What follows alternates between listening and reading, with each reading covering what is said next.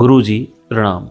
आज हम आपसे जानना चाहते हैं कि डाइनिंग टेबल पर भोजन ग्रहण करना स्वास्थ्य के लिए क्यों हानिकारक है। कृपया इस पर चर्चा कीजिए। साथियों प्रणाम। आज आपसे चर्चा करेंगे कि डाइनिंग टेबल पर भोजन ग्रहण करना स्वास्थ्य के लिए क्यों हानिकारक है। इस पर चर्चा करने से पहले हमारी सनातन संस्कृति में किस प्रकार से भोजन ग्रहण किया जाता था, इस पर हम चर्चा करना चाहेंगे। पाश्चात्य संस्कृति में वहाँ जितने भी अनुसंधान हुए थे, वो जो अनुसंधान किए थे अपनी जलवायु को देखते हुए, चाहे वो सुख सुविधा के रूप में किए हों उन्होंने, चाहे दवाओं की खोज में किए हों। परंतु हमारे देश के अंतर्गत 6 प्रकार की ऋतुएं होती हैं और थोड़ी थोड़ी दूर पर जो है ना बहुत सारे जो है जलवायु का परिवर्तन हो जाता है। तो इसीलिए कहा गया है कि 4 कोस पर पानी बदल जाता है, 8 कोस पर वाणी और 12 कोस पर पगड़ी बदल जाती है, 16 कोस पर धानी। तो ये इस तरीके से जो आप देखेंगे तो थोड़ी थोड़ी दूर पर जो है ना बहुत सारे परिवर्तन हो जाते हैं। और जो देखा है कि जब हम भोजन ग्रहण करते हैं तो सनातन संस्कृति में किस प्रकार से करते हैं, इस पर हम चर्चा करेंगे, जो हमारे आयुर्वेदिक के अनुसार जो है ग्रहण किया जाता है। तो इसमें जो है ना जो भोजन ग्रहण किया जाता है तो वो भोजन भी हितकर, मितकर और युक्तकर होना चाहिए। हितकर का मतलब यह है जो आपके स्वास्थ्य के लिए हितकारी हो, आपके आयु, आपके सेक्स के लिए, आप किस तरह के कार्य कर रहे हो। तो मितकर मीन्स होता है जो आपको भूख लग रही है, जो आपको भोजन ग्रहण करना है तो उससे थोड़ी मात्रा में कम आपको ग्रहण करना है, तो उसको मिताहार भोजन बताया जाता है। युक्तकर जो भोजन उसको कहा जाता है कि युक्ति के हिसाब से कहा, दही खाने के स्वास्थ्य के लिए बहुत अच्छी होती है, परंतु अगर हम उसे शाम के वक्त में या रात के वक्त में अगर ग्रहण करेंगे तो वो हानिकारक हो जाती है। और साथ में ये भी बताया है कि भोजन भजन शयन एकांत में करना चाहिए, क्योंकि भावों का भी बहुत प्रभाव पड़ता है। अगर कोई मनुष्य देख रहा है एकांत में नहीं भोजन ग्रहण कर रहे हो, तो हो सकता है कि आप घी के साथ में कई प्रकार की सब्जियों के साथ में भोजन ग्रहण कर रहे हो, तो उसकी ये भी कहा गया कि नज़र वगैरह लग सकती है। यहाँ हम उस पर चर्चा करते हुए अब मुख्य बिंदु पर आते हैं कि जब हमारे सनातन संस्कृति के अंदर जब भोजन ग्रहण किया जाता है तो सबसे पहले हाथ, पैर और सिर तीनों को अच्छे प्रकार से स्वच्छता के साथ में उनको धोया जाता है साबुन वगैरह से, जिससे कि इसमें कीटाणु वगैरह जो है न लग गए हों।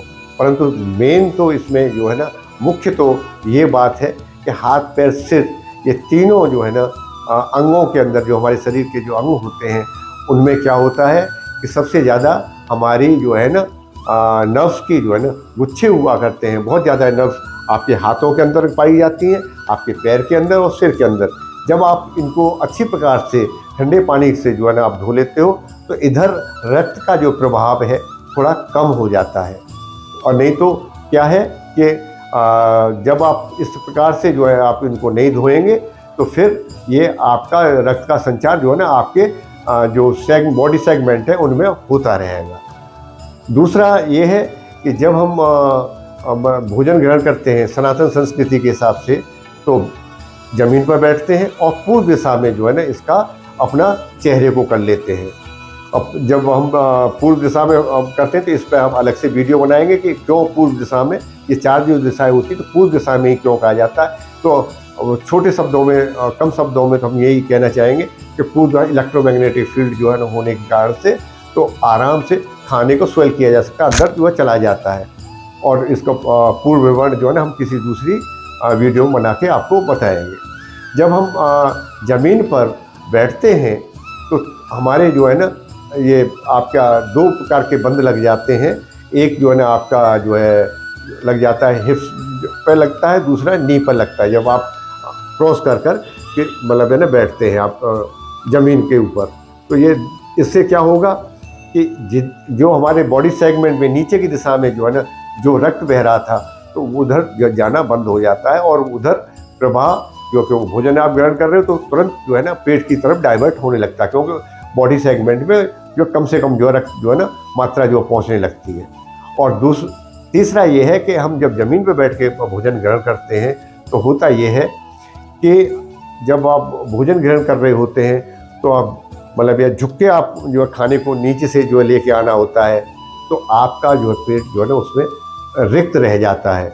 और यही जो है ना अगर आप चर्चा करेंगे जब डाइनिंग टेबल पे होता है, तो अब जब ये थोड़ा सा आप झुक के खाते हैं तो वैसे भी कहा गया है कि भोजन जो है आपका जो मिताहार है, तो इसके जो है ना मिताहार का अभिप्राय यहाँ मुख्यतः ये है कि जो आपने भोजन लिया है इसके पेट के जो है 4 हिस्से बनाएं, 2 में जो है ना आप जो है अन्न को ग्रहण करें, एक जो है ना तीसरा जो हिस्सा बनाएं उसमें पानी से भरें और चौथे हिस्से को उसको खाली रखें, क्योंकि वहाँ पर श्वास प्रश्वास के लिए भोजन पचाने के लिए आपको प्राण की आवश्यकता होती है। अगर आपने ऐसा चौथा हिस्सा आपने खाली नहीं रखा तो ये स्वास्थ्य के लिए आपके हानिकारक हो जाएगा। और वैसे भी कहा गया है कि जो भोजन है आपका, तो जो ग्रहण करते हैं अन्न, तो इसके 3 रूप बना करते हैं, स्थूल रूप में, मध्यम में और सूक्ष्म रूप में। अन्न का जो 3 में विभाजित होता है, तो स्थूल रूप में इसका मलमूत्र बन जाता है, और मध्यम में मांस बन जाता है, और सूक्ष्म में इसका मन बन जाता है।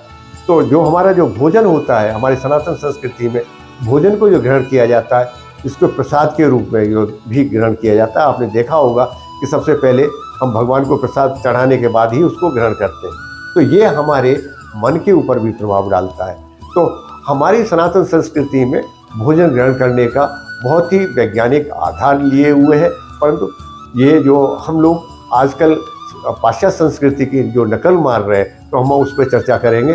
जब हम डाइनिंग टेबल पर भोजन ग्रहण करते हैं, और डाइनिंग टेबल पर जो आपका मन माफिक जो है, आप जिसे पसंद ज़्यादा करते हो, वो भोजन आपको आ गया है, तो आपको क्या है कि आप वहाँ क्या है, एक तो आपने हाथ पैर तीनों चीज़ों को नहीं धो पाते हैं पहला, क्योंकि वहाँ पर पैर में आप जूते पहन के आराम से बैठे होते हैं, ज़्यादा से ज़्यादा अपने हाथों को धो सकते हैं, और फेस को, अपने चेहरे को भी आप नहीं धोते हो, क्यों कपड़े पहन लिए आप जो ख़राब हो जाएंगे। तो इसलिए जो है ना वहाँ हम सिवा अपने हाथों को जरूर स्वच्छ कर लेते हैं, पर इसीलिए वहाँ आपका जो रक्त का संचारण है आपके पैरों में जो है ना आपका संचारित होता रहता है, तो वो तैयार नहीं हो पाता है आपके पेट के लिए डाइवर्ट होने के लिए। दूसरा क्या है कि जब भोजन आप जो है ना आपकी मनपसंद आ गया है, तो आप जो है ना वहाँ पर आपको झुकने की आवश्यकता नहीं पड़ती है, क्योंकि आपके नज़दीक होता है। तो उस समय पे जो है ना आप अगर स्वादिष्ट भोजन बना हुआ तो आप उसे ज़्यादा भी खा जाते हो। जब ज़्यादा खा जाएंगे तो ये आपके वजन को भी बढ़ा सकता है, और ये देखा होगा।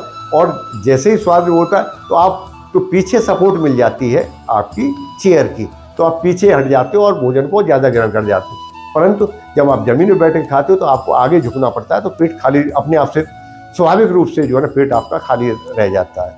परंतु आजकल तो सनातन संस्कृति में छोड़िए, अब ये देखते हैं कि डाइनिंग टेबल को भी छोड़ के अब बफे सिस्टम पर जो है ना हम लोग आ गए हैं, जिसमें टहल के खाया जाता है। तो वहाँ तो जब हम टहलते हैं तो हमारा जो है ना रक्त संचार जो है नीचे के लिम्स में भी होता रहता है, और साथ में भोजन को जो ग्रहण करते हैं, शादी ब्याह में आप देखेंगे तो वहाँ जो टीवी वगैरह चल रहा होता है या नाच गाने होते हैं, तो उधर भी देखते रहते हैं, तो भोजन की दिशा में जो है ना हमारा ध्यान कम से कम जा पाता है। तो कहा गया है मन, वाक और प्राण तीनों एक साथ चला करते हैं। मन आपका कहीं और चला गया और आपका जो है ना प्राण कहीं और चला गया, तो खाना ये ढंग से डाइजेस्ट भी नहीं होगा, और आपकी जो रक्त का प्रभाव जो है ना आपकी पेट के लिए भी डाइवर्ट नहीं हो रहा है। मतलब ये ना इस तरीके से जब हम भोजन ग्रहण करते हैं तो ये हमारे स्वास्थ्य के लिए हानिकारक है। डाइनिंग टेबल पर, बफे सिस्टम पर तो और ज़्यादा ख़राब हो गया है। और आपने देखा भी होगा कि जब हम डाइनिंग टेबल पर जो है ना आजकल खाना खाते हैं, सामने टीवी वगैरह भी चला देते हैं, तो मन, वाक और प्राण वहाँ पे भी जो आपका जो है ना अलग हट जाता है, तो वो उसको खाने को डाइजेशन में भी प्रॉब्लम डालता है। और आजकल देखा होगा तो ज़्यादातर जो है ना क्या होते हैं कि हमारी डाइनिंग टेबल पर ही सभी जो है ना वार्ताएँ, चर्चाएँ जो हुआ करती हैं, तो वो जो है ना और ज़्यादा हमारे शरीर को प्रभावित करती हैं। तो इन सब चीज़ों को देखते हुए, हमारी सनातन संस्कृति की जो ऋतुएँ हैं उनको देखते हुए, हमारी जलवायु को देखते हुए, तो जो सनातन संस्कृति के हिसाब से अगर कराएंगे भोजन, तो आपके लिए, स्वास्थ्य के लिए अच्छा रहेगा, हानिकारक नहीं रहेगा। अगर हम नकल करेंगे हमारे पाश्चात्य संस्कृति की, तो ये हमारे स्वास्थ्य को बहुत ज़्यादा हानिकारक हो सकता है। इसीलिए आप आए दिन देखते होंगे कि आपका पेट जो है खराब रहता है। धन्यवाद। अगर आपको हमारा चैनल पसंद आ रहा हो तो आप हमारे चैनल को सब्सक्राइब भी करें, और इसे लाइक भी करें और शेयर भी करें। धन्यवाद।